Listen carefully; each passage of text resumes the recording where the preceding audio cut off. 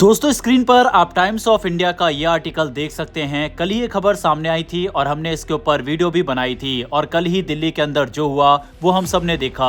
पिछले काफी समय से कई खुफिया रिपोर्ट्स पाकिस्तान और बांग्लादेश को लेकर सामने आ रही थी कि भारत के अंदर इस तरह का अटैक करवाने की साजिश पाकिस्तान रच रहा है। हालांकि अभी इस पूरे मैटर पर भारत की खुफिया एजेंसी इन्वेस्टिगेट कर रही है, इसीलिए हम किसी कंक्लूजन पर नहीं पहुंचेंगे कि किसने करवाया। लेकिन ये कोई इत्तेफाक नहीं है कि एक दिन पहले ही इस तरह की इंटेल रिपोर्ट सामने आती है और उसी दिन इस तरह का अटैक हो जाता है। साफ है कि भारत को अब न सिर्फ पाकिस्तान के बॉर्डर से आने वाले आतंकियों से खतरा है, बल्कि बांग्लादेश के अंदर से भी यही खतरा है। और इससे भी ज्यादा चिंता का विषय भारत में मौजूद वो लोग हैं जो भारत के अंदर रहकर भारत का बुरा चाहते हैं और इन आतंकवादियों को सपोर्ट करते हैं। अगर हम पिछले 24 घंटे के घटनाक्रम को भी देखें तो ये साफ दर्शाता है कि आतंकी अब एक्टिव हो चुके हैं। पहले दिल्ली के फरीदाबाद में 300 किलोग्राम अमोनियम निट्रेट बरामद हुआ। ये एक एक्सप्लोजिव है और इसके साथ टाइमर भी मिला था, यानी कि दिल्ली के पास 20 जगह अटैक की इनकी प्लानिंग थी। इतना ही नहीं, जम्मू कश्मीर पुलिस ने 2.9 टन एक्सप्लोजिव मटेरियल को रिकवर किया है। अब आप सोच सकते हैं कि पुलवामा में 80 किलोग्राम एक्सप्लोजिव ने कितना बड़ा इंपैक्ट क्रिएट किया था। ऐसे में इतनी भारी मात्रा में इनका मिलना दिखाता है कि आतंकी कुछ बड़ा करने की फिराक में थे।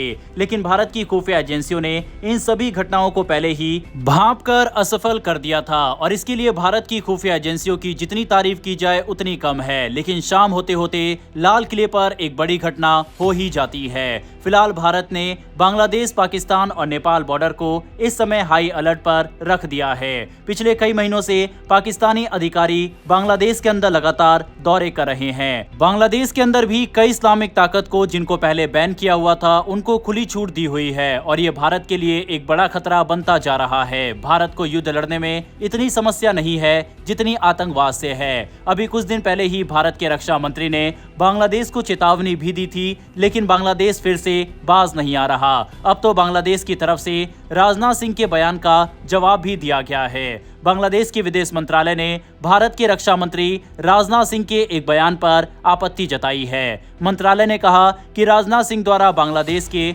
मुख्य सलाहकार मोहम्मद यूनिस को लेकर जो टिप्पणी की गई है वह गलत, अनुचित और कूटनीतिक शालीनता के खिलाफ है। बांग्लादेश के विदेश कार्यालय के प्रवक्ता ने सरकारी समाचार एजेंसी BSS से बात करते हुए कहा, भारत के रक्षा मंत्री के बयान तथ्यों पर आधारित नहीं है और दो देशों के बीच मित्रतापूर्ण संबंधों के लिए मददगार नहीं है। उन्होंने कहा कि बांग्लादेश हमेशा से भारत के साथ समानता, आपसी सम्मान और गैर हस्तक्षेप की नीति पर आधारित रिश्ते बनाए रखने का इच्छुक है। दरअसल राजनाथ सिंह ने एक इंटरव्यू के दौरान कहा था कि भारत बांग्लादेश के साथ तनावपूर्ण संबंध नहीं चाहता, लेकिन बांग्लादेश के मुख्य सलाहकार मोहम्मद यूनिस को अपने बयानों में सावधानी बरतनी चाहिए। इसी बयान को लेकर बांग्लादेश की सरकार ने नाराजगी जताई और कहा कि इस तरह की टिप्पणियां उचित नहीं है। बांग्लादेश में पिछले साल अगस्त में बड़े पैमाने पर सरकार विरोधी प्रदर्शन हुए थे, जिसके बाद तत्कालीन प्रधानमंत्री शेख हसीना को देश छोड़कर भारत में शरण लेनी पड़ी थी। उसी घटना के बाद से ही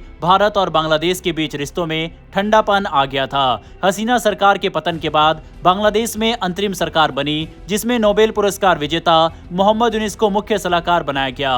भारत ने शुरू में इस बदलाव पर कोई सार्वजनिक टिप्पणी नहीं की थी, लेकिन अब जब राजनाथ सिंह ने यूनिस के बयानों को लेकर चेतावनी दी तो ढाका ने इसे भारत का आंतरिक मामलों में दखल बताया है। बांग्लादेश के विदेश मंत्रालय ने कहा कि दोनों देशों के बीच पुराने रिश्ते सहयोग और सम्मान पर आधारित है, इसीलिए इस तरह के सार्वजनिक बयान रिश्तों में अनावश्यक तनाव पैदा कर सकते हैं। वहीं दूसरी तरफ भारत ने देश के सबसे संवेदनशील इलाकों में से एक सिलीगुड़ी कॉरिडोर, जिसे आमतौर पर चिकन नेक कहा जाता है, उसमें अपनी सैन्य मौजूदगी को और बढ़ा दिया है। ये इलाका रणनीतिक रूप से इतना महत्वपूर्ण है कि अगर इसे किसी दुश्मन देश ने ब्लॉक कर दिया तो भारत का पूरा उत्तर पूर्वी हिस्सा देश के बाकी हिस्से से कट जाएगा। यही वजह है कि भारत ने अब यहाँ 3 नई सैन्य चौकियां यानी गारिशन पूरी तरह से ऑपरेशनल कर दी है। ये नई चौकियां बामुनी, किशनगंज और चोपड़ा में बनाई गई है, जो मिलकर इस पूरे क्षेत्र को एक मजबूत सुरक्षा घेरे में बांधती है। सिलीगुड़ी कॉरिडोर की चौड़ाई सिर्फ 22 किलोमीटर है, लेकिन इसका महत्व पूरे देश की सुरक्षा से जुड़ा हुआ है। ये इलाका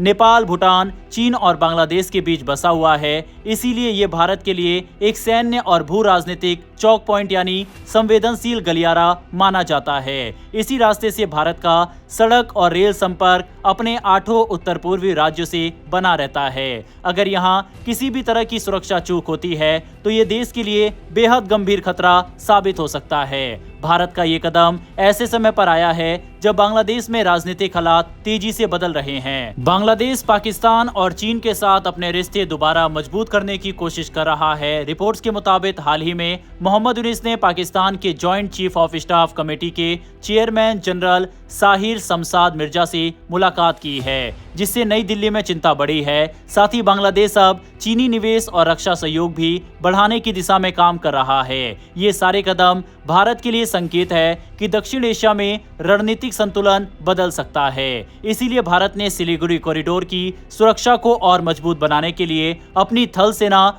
वायुसेना और मिसाइल यूनिट की तैनाती बढ़ा दी है। इस क्षेत्र की जिम्मेदारी त्रिशक्ति कोर के पास है, जिसका मुख्यालय सुखना सिलीगुड़ी के पास स्थित है। यह कॉर्प्स नियमित रूप से लाइव फायर ड्रिल्स और रैपिड मोबिलाइजेशन एक्सरसाइज यानी तेजी से फोर्स तैनाती के अभ्यास करती रहती है। इलाके में T-90 टैंक, मैकेनाइज्ड इन्फेंट्री और हाई मोबिलिटी यूनिट को तैनात किया गया है, ताकि किसी भी खतरे पर तुरंत जवाब दिया जा सके।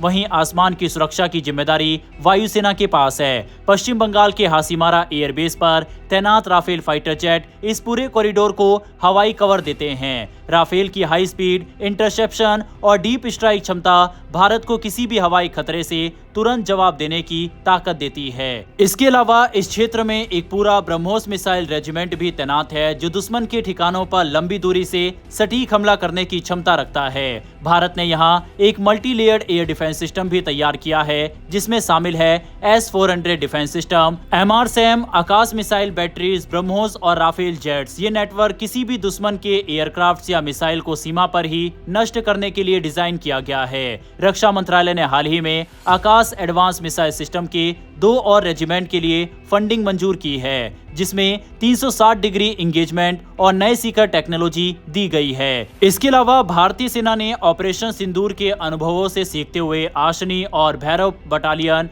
की नई यूनिट भी तैयार की है। ये यूनिट FPV ड्रोन, कामिकाज ड्रोन और लॉइटरिंग मुनेशन से लैस हैं, जो दुश्मन की पोजीशन पर सटीक और तेज हमला करने में सक्षम है। इन यूनिट को फ्रंटलाइन फोर्सेस के साथ इंटीग्रेट किया गया है, ताकि जमीनी और हवाई हमले का एक साथ सामना किया जा सके। रक्षा विशेषज्ञों का मानना है कि भारत का ये कदम किसी तात्कालिक खतरे के जवाब में नहीं, बल्कि एक दीर्घकालिक रणनीति का हिस्सा है, जिससे सिलीगुड़ी कॉरिडोर किसी भी परिस्थिति में सुरक्षित रहे। चीन, बांग्लादेश और पाकिस्तान के बढ़ते दबाव के बीच ये इलाका अब भारत की राष्ट्रीय सुरक्षा रणनीति का केंद्र बिंदु बन गया है। भारत ये साफ संदेश दे रहा है कि चाहे हालात कैसे भी हो, सिलीगुड़ी कॉरिडोर पर किसी भी तरह की चुनौती का जवाब देने के लिए वह पूरी तरह तैयार है। बहरहाल दोस्तों, आपको क्या लगता है कि क्या इस बार के हमले में बांग्लादेश का भी हाथ हो सकता है या फिर नहीं? इस पर अपनी राय कमेंट बॉक्स में लिखकर बताइएगा। इन्फॉर्मेशन और वीडियो पसंद आई हो तो वीडियो को लाइक करके डिफेंस और वर्ल्ड अफेयर से जुड़ी ऐसी डेली वीडियो के लिए